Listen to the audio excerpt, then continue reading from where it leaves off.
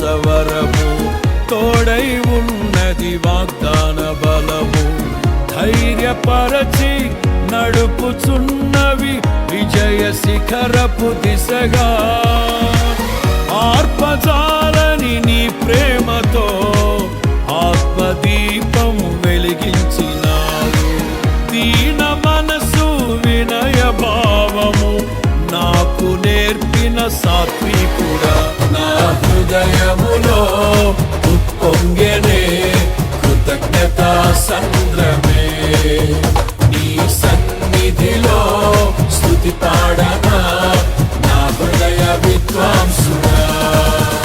నా కోరిక నీ ప్రణాళిక పరిమళించాలని, నా ప్రార్థన విజ్ఞాపన నిత్య మహిమలో నిలవాలని.